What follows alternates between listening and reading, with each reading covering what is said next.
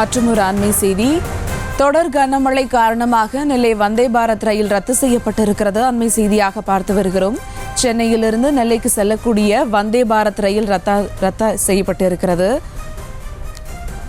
இடைவிடாது பெய்து வரும் கனமழை காரணமாக நெல்லை வந்தே பாரத் ரயில் சேவையானது ரத்து செய்யப்பட்டிருக்கிறது.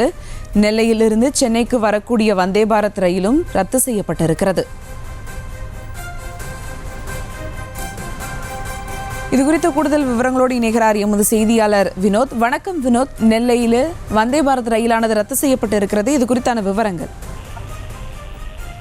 தென் மாவட்டங்களில் ஏற்பட்டிருக்கக்கூடிய கனமழை காரணமாக சென்னையில் மட்டுமல்லாமல் தூத்துக்குடி மற்றும் திருநெல்வேலி உள்ளிட்ட பகுதிகளில் இருந்து சென்னை எழும்பூர் வரக்கூடிய முக்கிய ரயில்களானது ரத்து செய்யப்பட்டு இருப்பதாக தெற்கு ரயில்வே சார்பில் தகவல் தெரிவிக்கப்பட்டிருக்கிறது.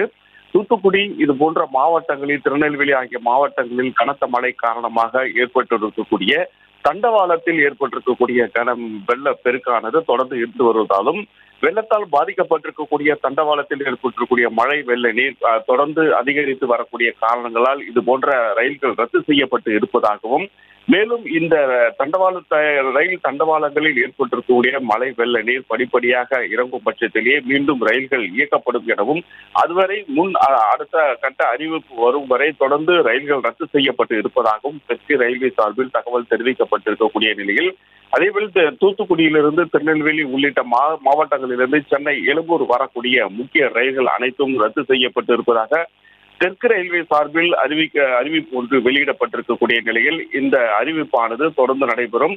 மேலும் கனமழை வெள்ள காரணமாக இது போன்ற ரயில்கள் ரத்து செய்யப்பட்டு இருப்பதாகவும் தெரிவிக்கப்பட்டிருக்கக்கூடிய நிலையில், இந்த ரயில்கள் பயணிகள் முன்பதிவு செய்யப்பட்டிருக்கக்கூடிய கட்டணமானது அவர்களுக்கு அந்த ரயில் பயணிகளுடைய வங்கி கணக்கிற்கு திருப்பி செலுத்தப்படும் எனவும் தெரிவிக்கப்பட்டு, தொடர்ந்து இந்த மழை வெள்ள நீர் பாதிப்பானது தண்டவாள பகுதிகளில் இருந்து குறையும் பட்சத்தில் அடுத்த கட்டமாக ரயில்களை இயக்குவதற்கு தேவையான நடவடிக்கை எடுக்கப்படும் எனவும் தெரிவிக்கப்பட்டுள்ளது.